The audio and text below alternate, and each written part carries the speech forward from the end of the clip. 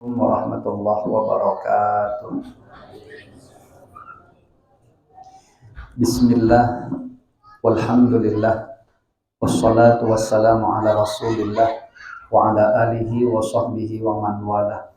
Allahumma salli wa sallim ala sayyidina Muhammadin miftahi babi rahmatillah adada ma fi ilmillah salatan wa salaman daimaini bidawami mulkillah wa ala alihi wa sahbihi adada kulli dzaratin alfa marrah wa la hawla wa la quwwata illa billah amma ba'dah.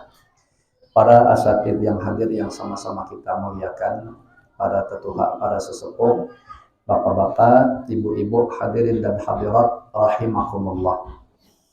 Melanjutkan keistiqomahan daripada pelajaran kita, yaitu kitab Al-Wasaya karangan Al-Imam Al-Habib Zain bin Ibrahim bin Zain bin Sumayt rahimahumullahu ta'ala wa nafa'ana bi ulumihim wa anwarihim asrarihim wa nafahatihim fid dharain amin. Sampai halaman 178, yaitu wasiat beliau yang ke-46. Bujur ya? Ya. Bismillahirrahmanirrahim. Al-hathu ala ada'i manasikil haji wal umrati. Adapun wasiat beliau yang ke-46, yaitu wasiat tentang dorongan atau anjuran agar melaksanakan ibadah haji dan umrah. Wa usikum bi adai manasikil haji wal umrati inda wujudil istita'ati. Ujar beliau, aku berwasiat kepada kalian semua agar hendaklah kalian itu melaksanakan ibadah haji dan umrah ketika memang mampu. Faqad qala Allah Ta'ala, dan Allah Subhanahu wa Ta'ala benar-benar telah berfirman di dalam Al-Quran surah Ali Imran ayat 97, A'udzu billahi minasyaitonir rajim, walillahi 'alan nasi hajjul baiti man istata'a ilaihi sabila wa man kafara fa innallaha ghaniyyun 'anil 'alamin. Artinya, bagi Allah wajib atas manusia itu melaksanakan ibadah haji ke Baitullah bagi orang yang mampu melakukan perjalanannya. Maka barang siapa yang kufur, sesungguhnya Allah Maha Kaya ya, daripada alam semesta ini atau terkaya daripada makhluk ya. Wa qala Rasulullah sallallahu alaihi wasallam, dan telah bersabda junjungan kita Rasulullah sallallahu alaihi wasallam, ayyuhan nas qad furidha alaikumul hajju fahajju. Ujar junjungan kita Rasulullah sallallahu alaihi wasallam, wahai manusia, benar-benar telah difardukan atas kalian ibadah haji, maka dari itu berhajilah ya. Faqala rajulun, aqulla amin ya Rasulullah. Seorang laki-laki dari kalangan sahabat berkata, apakah setiap tahun wahai Rasulullah? Fasakata hatta qalaha thalathan. Beliau junjungan kita Rasulullah sallallahu alaihi wasallam diam ya, sehingga laki-laki itu bertanya sebanyak 3 kali, apakah tiap tahun ya Rasulullah? Nah, beliau diam, tidak menjawab. Faqala Rasulullah sallallahu alaihi wasallam, kemudian Rasulullah sallallahu alaihi wasallam menjawab, lau qultu na'am lawajabat walamastata'tum, rawahu Muslimun. Kata Rasulullah, seandainya ku jawab iya, nah, apakah setiap tahun? Andaikan ku jawab iya, maka akan menjadi wajib haji itu setiap tahun, dan kalian pasti tidak akan mungkin mampu melakukannya ya. Nah, jadi atas kemurahan syariat melalui lisannya junjungan kita Rasulullah sallallahu alaihi wasallam, cukup satu umur hidup sekali Nah, jadi sama nih dari hadis ini bisa diambil satu pelajaran, berhati-hati sebenarnya bertanya kepada Rasulullah tentang kewajiban sesuatu. Dan ini pelajaran yang pernah disampaikan oleh guru kami, kalau kita diberi siapapun, ya diberi semacam ijazah, berbentuk amalan, boleh itu amalan itu berbentuk satu pekerjaan, atau berbentuk bacaan, itu kalau sudah diberikan tidak usah lagi ditanya. Ya, kenapa? Karena ketika ditanya, dia pasti berat. Padahal ketika tidak ditanyakan, justru malah ringan. Nah, jadi misal nih, datang ulama di wadah kita. Lalu beliau menunjukkan ijazah. Satu ijazah untuk memudahkan rezeki atau memurahkan rezeki. Kata beliau, ini amalan baca 40 kali setiap malam. Nah udah, qabil tuh saya terima, atau qabilna kami terima. Udah gitu aja. Udah usah ditanya lagi. Itu 40 tuh habis maghrib apa habis isya. Nah itu pasti memayahkan kita jadinya. Kata beliau, habis maghrib. Dah, kalau mau ditanya segitu aja lagi. Jangan ditanya, itu harus menghadap kiblat apa boleh tidak? Pasti berat. Harus menghadap kiblat, kata beliau. Kita tidak bisa lagi menyalahi ketetapan yang sudah beliau sebutkan. Nah, harus dalam kondisi berwudu apa tidak? Tambah berat lagi. Harus berwudu, kata beliau. Itu 40-nya harus dibaca berturut-turut apa boleh putus-putus? Berturut-turut, kata beliau. Nah, jangan lagi ditanya senapas apa boleh beberapa napas? Mampus gitu. Ya. Kata beliau senapas, apa ada? Bacalah 40 kali senapas. Insya Allah ketemu malaikat Israel. Ya. Nah, makanya kalau dikasih ijazah, tidak usah banyak tanya. Dan ingatlah adabnya orang diberi ijazah tuh. Kalau misalnya guru ngasih ijazah, jangan kita bilang, nah guru bisa tidak dituliskan. Nah itu tidak ada adab narnya. Ya. Tulis dewe, jangan gurunya disuruh.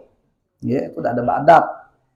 Bahkan ada satu amal ijazah tuh yang cara pengijazahannya harus bisodar. Bisodar itu pakai dade. Maksudnya pakai hati, pakai hafalan. Tidak boleh ditulis. Ya. Sebagaimana mendengar beliau dari gurunya yang mengijazahkan, begitulah beliau boleh mengijazahkan kepada orang lain. Bahkan direkam pun tidak boleh. Ada amalan yang memang seperti itu. Nah, jadi kesimpulannya, asal sudah dapat kita menerima, qabil itu laksanakan. Coba tadi dari awal, dilaksanakan bebas. Yang penting, kata beliau, amalan ini baca 40 kali setiap malam. Mau habis maghrib kita baca, mau habis isya, mau sebelum subuh, yang penting kan malam. Ya. Nah, mau kita bacanya berturut-turut, mau bacanya putus-putus, terserah. Dapat 10 ngopi dulu, misalnya. Ya. Makan pisang ada 2 biji. Nah, nyambung lagi 10, ibaratnya gitu. Ngopi lagi, nonton sepak bola, baru khatamkan dekat subuh. Bebas, yang penting malam 40. Nah, itu ibaratnya seperti itu. Jadi jangan kita menanya-nanya, justru kelakuan kita seperti orang Israel. Ya, Israel tuh orangnya nitil. Apa ya nitil bahasa Indonesia-nya? Kalau orang Banjar bilang nitil. Sibuk bertanya aja, jalankan tidak. Di mana tuh waktu terjadi kasus pembunuhan. Jadi ada orang nih bersaudara kaya, yang sikoknya ini kaya. Dia tidak punya ahli waris kecuali saudaranya yang miskin. Nah, yang miskin ini karena ini di sini jadi bahan pelajaran ya. Jangan kita katakan yang kaya itu masih cinta dunia, belum tentu. Kadang yang miskin ini malah yang kegilaan cinta dunia. Nah, kepengen betul dapat. Kalau yang sugih itu dia happy-happy saja, tidak terlalu memikirkan ibadahnya bisu-kusuk, tidak memikirkan hartanya.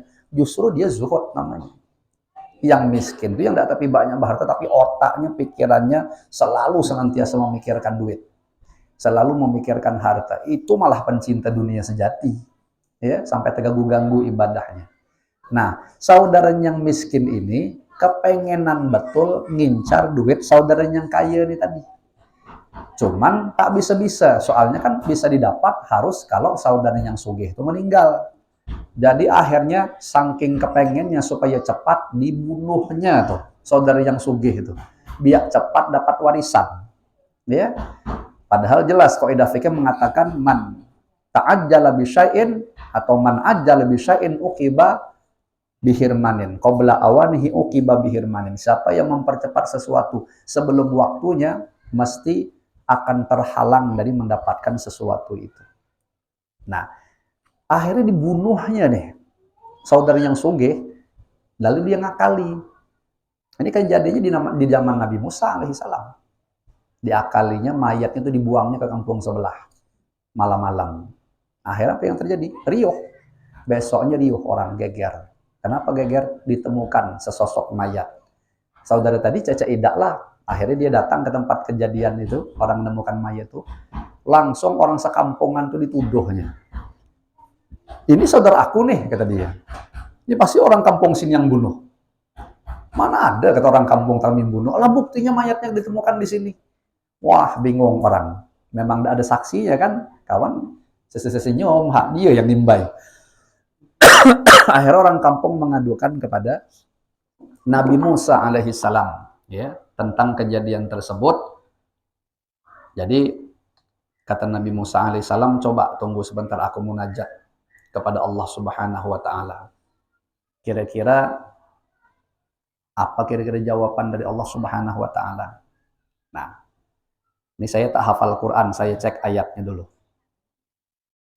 Itu terdapat di dalam suratul Baqarah. Kalau tidak salah ayat 50-an apa 60-an. Bentar ya.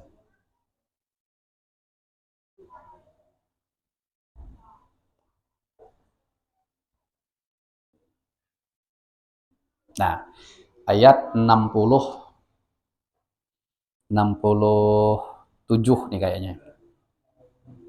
Nah, jadi akhirnya Allah Ta'ala memberikan jawaban atas munajat Nabi Musa. Kata Allah, kalau nak tahu siapa pembunuhnya, potong seekor sapi, cari sapi.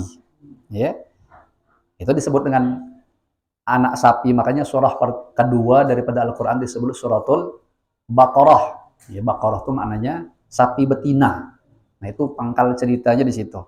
Ayat 67. Nah, saya bacakan ya, karena di sini kan banyak yang tak ada hafal. Bismillahirrahmanirrahim. Wa idh qala Musa liqaumihi innallaha ya'murukum an tadhbahu baqarah. Nah, jadi kata Nabi Musa, sesungguhnya Allah memerintah kalian tuh agar menyembelih seekor sapi betina.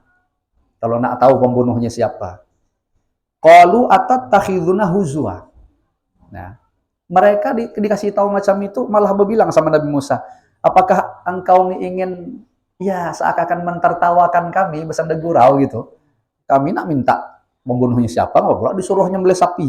Ah, itu kelakuan Bani Israel macam itulah, tunitil tuh. Kata Nabi Musa, qala a'udzubillahi an akuna minal jahilin. Aku tuh berlindung kepada Allah, aku tuh masuk dalam golongan orang-orang yang bodoh. Akhirnya orang Bani Israel bilang gini, qalu du'u lana rabbaka yubayyin lana mahi. Nah, coba Abang, kata mereka, engkau berdoa kepada Tuhan engkau, coba terangkan sapi yang macam mana nak disembelih itu. Qala innahu yaqulu innaha baqaratul la fadiru wala bikrun anwanum baina dzalik. Ya. Itu sapi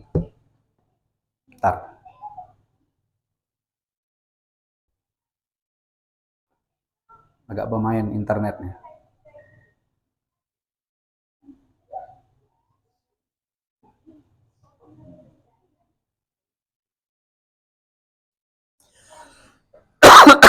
Allah. Ini sengaja saya biarkan kita bawa ke cerita ini menjadi semacam apa ya?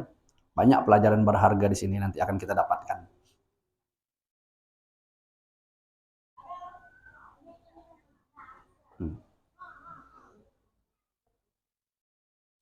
Jadi tadi mereka bertanya pula, sapi yang kayak mana yang nak kami potong tuh, yang kami sembelih itu. Ya. Nah, di sini lagi-lagi Nabi Musa mengatakan dari firman Allah, innahu yaqulu baqaratul la faridu wala bikrun awanun baina dzalik. Nah, dia Allah Ta'ala berfirman bahwa sapi betina itu tidak tua dan tidak muda.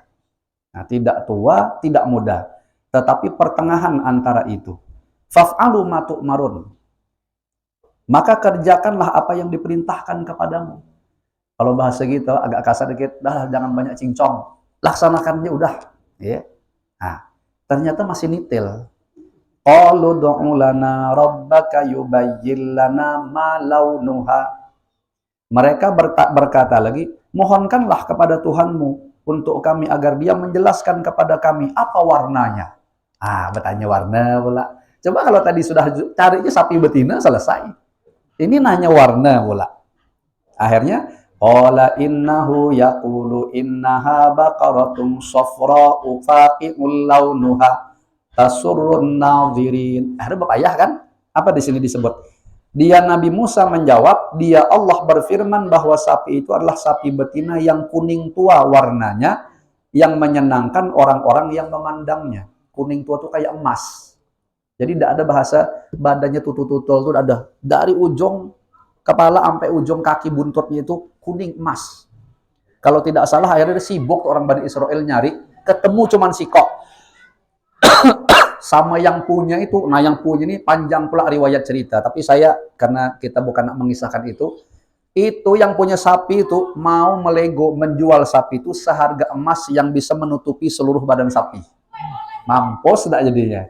Mau tidak mau lah, karena tadi nitel, akhirnya terpaksa bayari sapi itu seharga emas yang bisa menutupi seluruh tubuhnya. Karena mau tidak mau akhirnya dapat, ya dapat. Kalau kita pikir sudah jelas nih kan? Qalu du'u lana rabbaka yubayyin lana ma hiya innal baqarata syabaha alaina wa inna insyaallahu lamuhtadun. Masih nitil.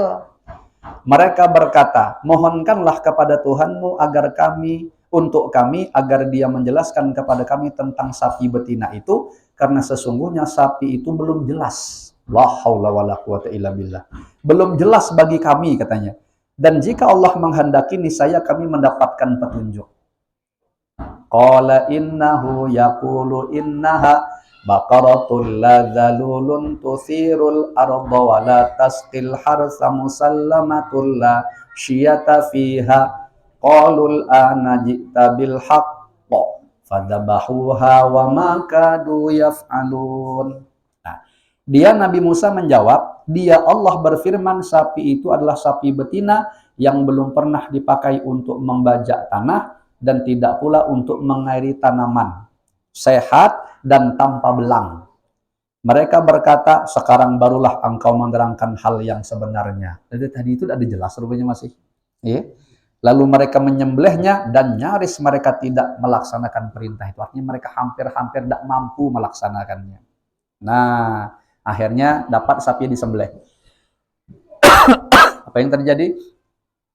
Satu riwayat mengatakan dipotong lidahnya, satu riwayat mengatakan dipotong buntutnya. Ya, akhirnya dipukulkan ke badan mayit itu tadi. Ini diceritakan dalam kelanjutan ayat. Wa idz qultum nafsan faddaratum fiha wallahu mukhrijum ma kuntum taktumun. Dan ingatlah ketika kamu membunuh seseorang lalu kamu menuduh tentang itu, tetapi Allah menyingkapkan apa yang kamu sembunyikan. Faqul nadribuhu bi ba'diha kadzalika yuhyillahul mauta wa yuriikum ayatihi la'allakum taqilun. Nah, lalu kami, Allah maksudnya berfirman, pukullah mayat itu dengan sebahagian dari sapi itu. Ini tadi yang saya cek di tafsir itu, ada yang bilang lidahnya, ada yang bilang buntutnya. Tepok, dipukul begitu, langsung bangun mayatnya. Ya. Nah, ini tidak bisa dicoba di tempat kita, tidak bisa. Nah, ini kasusnya terdahulu di sunahnya. Nanti bapak nak nurut-nurut pula, ada orang mati dipukul pakai buntut sapi. Sekali hidup nian, tapi jadi hantu. Apa saya tidak tanggung jawab. Ya. Nah, demikianlah Allah menghidupkan orang yang telah mati dan dia memperlihatkan kepadamu tanda-tanda kekuasaannya agar kamu mengerti. Apa? Kalau tidak salah tuh di tafsir itu disebutkan, sekali dipukul hidup tuh dia langsung bilang tuh mayatnya, yang membunuh aku adalah nih bubuhan aku dewek. Wah, pada ketahuan orang sekampungan. Yang nuduh tadi tuh, ya. Nah, akhirnya apa tadi? Dia yang malah kena rajam, ya bahasa kena bunuh istilahnya begitu. Nah, itu kalau zaman dahulu tuh masih ada kejadian-kejadian yang model sedemikian. Nah, kita garis bawahi bahwa macam itulah kelakuan Bani Israel sampai sekarang ya. Lihat tuh. Lihatlah bertebaran kan video-video mereka mau membuat tipu muslihat. Wah, segala macam pembual memang ya Bani Israel sampai sekarang. Ya, tapi tidak semuanya sih. Yang Zionis lah nyamannya. Ada juga orang Bani Israel itu yang masih lurus-lurus aja, tapi mungkin tapi ya, saya tidak tahu juga. Karena kan kalau ditengok daripada sekarang ini di medsos banyak juga yang demo-demo mereka tidak setuju keputusan siapa namanya? Perdana Menterinya itu. Benyamin Netanyahu ya. Tak mungkin ada bubuhannya di sini jangan-jangan nih. Ya, hati-hati. Ya pokoknya asal ngengkelan, iyalah tuh biasanya. Ya. Nah, jadi hati-hati macam itu kita berbalik ke cerita tadi, asal dikasih amalan, tidak usah banyak tanya macam orang Bani Israel itu. Bismillah, qabil tuh laksanakan. Dah selesai begitu. Nah, jauh permasalahan kita dari haji sampai ke sapi betina. Tapi paling tidak tuh ada juga dapat ilmu. Karena mungkin orang tidak ada yang tahu kenapa ada namanya suratul Baqarah. Banyak surah tentang binatang tuh banyak. Dan semuanya punya cerita sendiri-sendiri. Ya, sapi betina Al-Baqarah. Ada gajah, alfil, ada nahal, apa namanya tuh, tawon, lebah, ada namal, namal semut, ada lagi apa namanya, bibitak, bibitak itu bahasa Banjar. Kalau bahasa Indonesianya laba-laba, spider, surah apa tuh? Al-Ankabut, surah Spiderman. Al-Ankabut, apa lagi? Yang dapat jawab saya kasih hadiah. Ada lagi? Carikan lagi satu surah namanya kuda perang. Al-Adiyat. Mau minta hadiah apa? Silahkan, ambillah minum tuan. Al-Adiyat itu ya. Ada lagi nama binatang? Landingan tuh, Pak? Bahasa Sangsekerta kayaknya. Bahasa Jawa ya. Kalau saya mohon maaf kalau ilat saya ini orang ilat Banjar kan enggak ada apa namanya itu, enggak ada pas nyebut macam mana bahasa Jawa tuh. Kalau apa tadi? Kemelantingan. Kalau guru saya waktu maknai Al-Ankabut tuh tidak itu, Pak. Tapi garanggati ya, Pak. Macam mana cara nyebut itu yang saya mohon maaf. Nah, garanggati katanya. Nah, itu kalau bahasa kitab itu mohon maaf batin walaupun dimaknai pakai bahasa Jawa ternyata orang Jawa sendiri belum tentu tahu. Betul ya? Karena ada bahasa-bahasa yang agak langka-langka gitu. Ya. Nah, bahasa Jawa Bahari gitu. Bahkan kalau kok perasaan saya cara menerjemahkan kitab versi Jawa tuh kayaknya banyak ke arah-arah Jawa Baratan ada juga. Soalnya dia bukan menggunakan siro. Ya iro ya. Jawa Tengah Pak ya? Nah, Jawa Tengahan. Kalau siro tuh setahu saya enggak ada, Jawa Timuran. Ya. Iya, anta kalau bahasa kasarnya kowe ya, enggak Pak ya. Yang lebih halus tuh sampean, lebih halus lagi jenengan. Betul lah ya? Nah, itu yang saya tahu kalau nyaman Banjar ikam tuh Bang tahunya. Nah, tapi ada juga sebagian andika. Nah, tapi ada sebagian nanti wilayah yang tian itu yang halusnya. Nah, sama inggih. Kita kalau tidak suah ke Banjar, dikiranya orang Jawa. Di Banjar itu, bahasa halusnya iya, ya inggih juga. Nah, jadi kalau orang tidak tahu, kita di sini, pian Jawa ya. Bukan, inggih itu bahasa Jawa, bahasa Banjar juga inggih. Kalau kita tungkali, bahasa Banjarnya kan gado-gado. Biasanya hiih gitu. Hiih itu kalau kita bawa di Banjar sana kasar. Jangan kita bilang, pian dari Tungkal kah atau dari Sumatera kah? Hiih gitu. Wah, kasarnya. Itu masih bawaan sana gitu. Jadi kita jawabnya inggih. Oh ya berarti agak halus sedikit. Ya kenapa tahu? Ya, karena saya ada pengalaman setahun Bang di Kalimantan. Ya, jadi kata guru saya almarhum Bahya Imam Yahya Mahrus, man arafa lughata qaumin amina bimakrihim. Siapa yang paham bahasa orang lain, pasti dia aman daripada tipu daya mereka. Nah, itu jadi kalau kita tahu bahasa orang, kita tidak bisa dibunguli orang. Saya mohon maaf ya Pak, agak kasar saya bercakap ya, ada pengalaman kawan berkisah. Dia ini orang Sumatera, Banjar pula, naik pergi ke Jawa sana, naik bis ekonomi. Ekonomi kan tahu dewek kalau zaman bahari itu, kita kerok hidung nih, hirang, ya banyak anunya kan. Jadi ketepatan dia duduk tuh di belakang, terkumpul sama orang Jawa. Dia dengarkan, jadi tidak paham kan. Jadi ada orang Jawa nih misui gitu, karena panas, suntuk betul panas, sudah sumuk gitu Pak. Lalu dia memaki lah, mohon maaf lah kalau keluar bahasa kasar, cancok katanya, panas semen. Jadi orang Banjar ini bingung dengar apa ya, mungkin panas maksudnya. Jadi apa tadi bilang, iya mas, saya jancuk juga. Atau gara-gara tidak tahu lah tuh. Minta maaf lahir batin ya. Nah jadi kalau kita paham tuh, nyaman gitu. Oh iyalah. Mohon maaf lah kalau ada keluar bahasa itu, cerita ya, supaya apa tadi, aman. Lanjut cerita kitab maksudnya. Wa qad warada fi fadlil haji wal umrati al ahaditsul katsirah minha qaulu Rasulillah sallallahu alaihi wasallam man hajja hajjatan adda fardahu wa man hajja saniyatan dayana rabbahu wa man hajja salasa hijajin haramallahu sya'rahu wa basyarahu 'alan nar.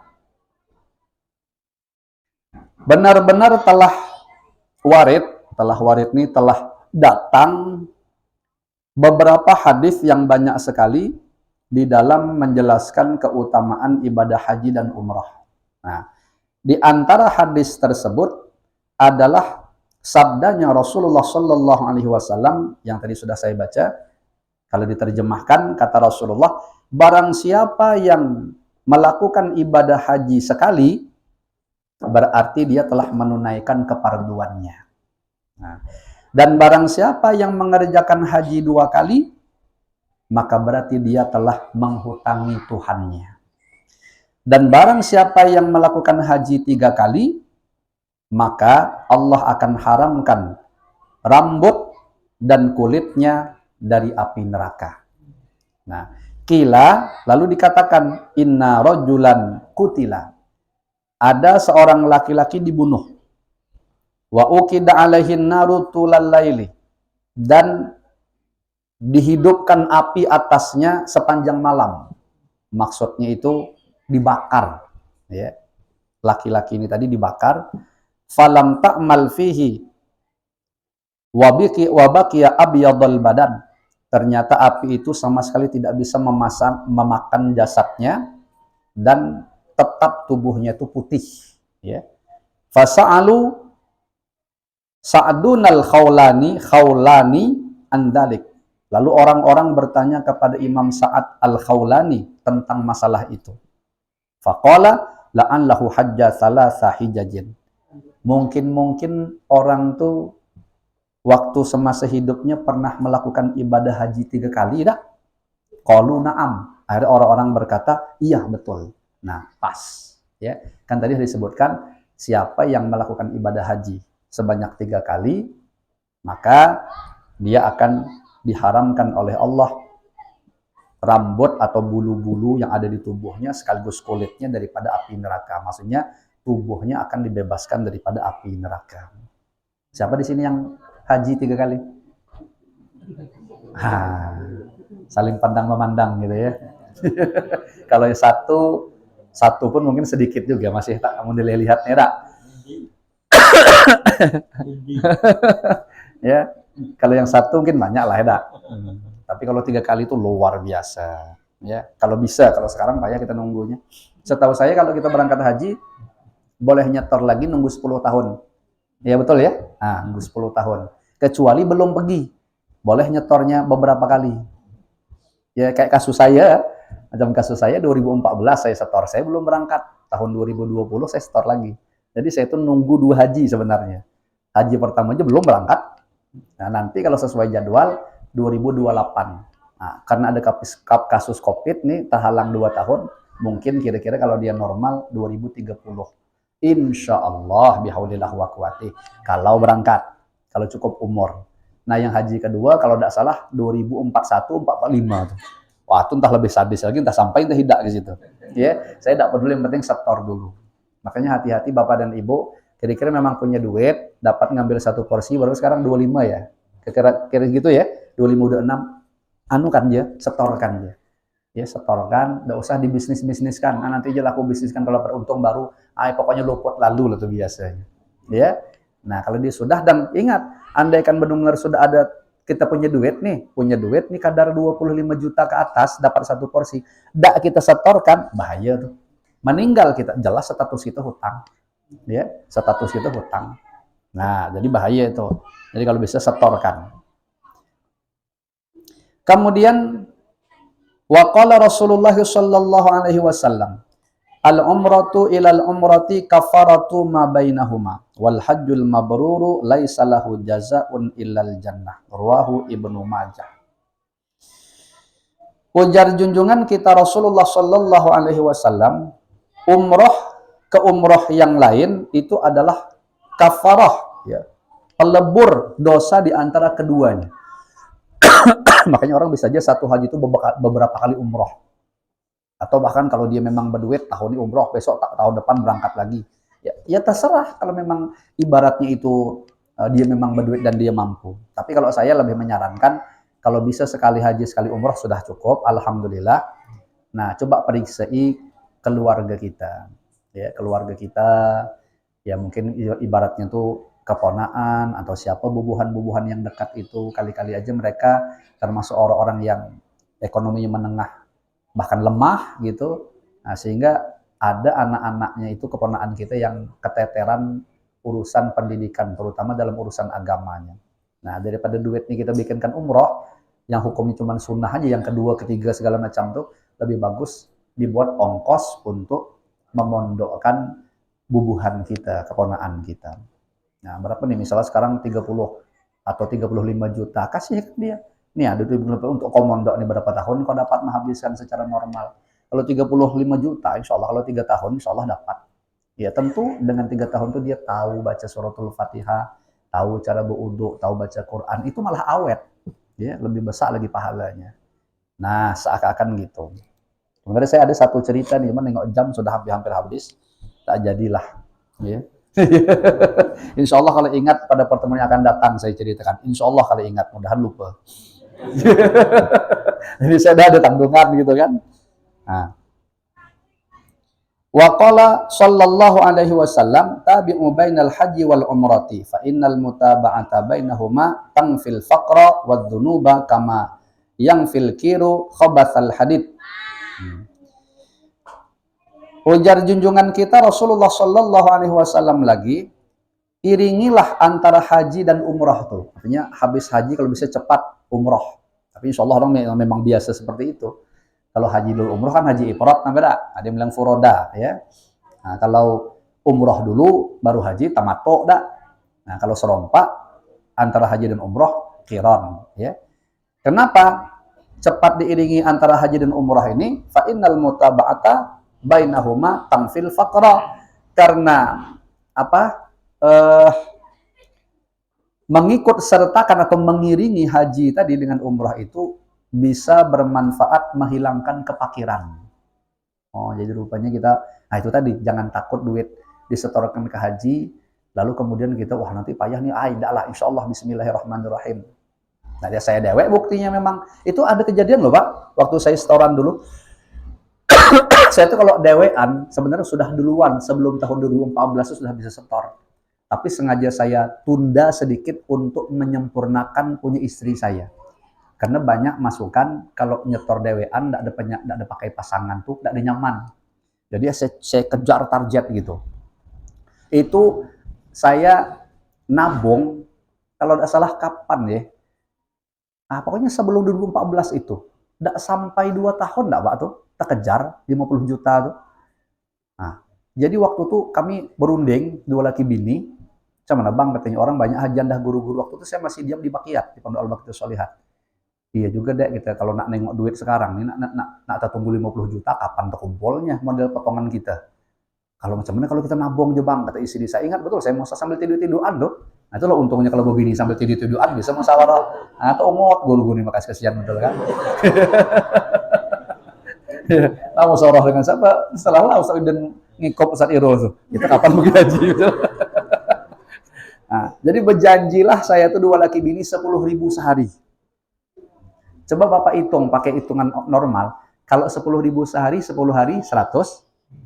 Sebulan baru 300. Setahun 300 sebulan berarti setahun 3.600.000. Betul. Kalau dihitung pakai hitungan normal itu kan tadi kalau dua kan dua sama satu maksudnya berarti 20.000 jadinya. Berarti 7.200.000 ya. Setahun ya. Nah, untuk mengejar 50 juta berapa tahun mestinya?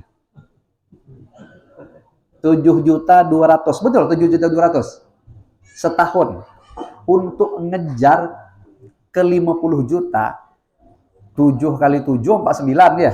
Nah, berarti 7 tahunan secara normal.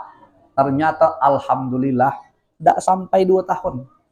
Nah, itu tadi yang penting kesungguhan kita. Jadi kalau sekarang Bapak ngukur pakai kelas ekonomi yang seakan-akan wah, rasanya payah aku. Memang payah terus jadinya. Coba bismillah bikin seperti yang saya bilang tadi. Nggak mestinya 7 tahun jadi 2 tahun. Bahkan ketika saya nyampaikan ini di pengajian Kuala Eno, oh jadi Ustadz ada bercita-cita berangkat haji ya kan? Ada seorang Pak Haji. Iya Pak Haji bilang alhamdulillah. Sekali habis tuh saya balik itu bersalaman sama beliau kesat. Ada apa nih? Saya bilang gitu kan.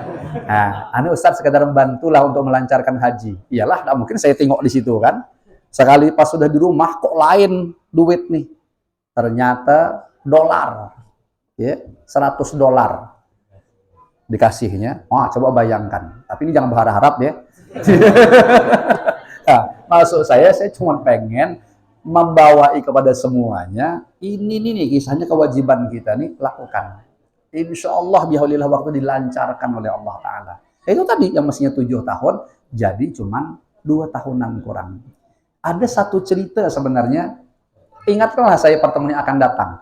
Cerita inilah yang menginspirasi saya kenapa saya pengen mau nabung sehari 10.000 tadi, yang 2 laki bini 20.000. Ingat ya, kode cerita saya nih, judulnya Sang Keyadem.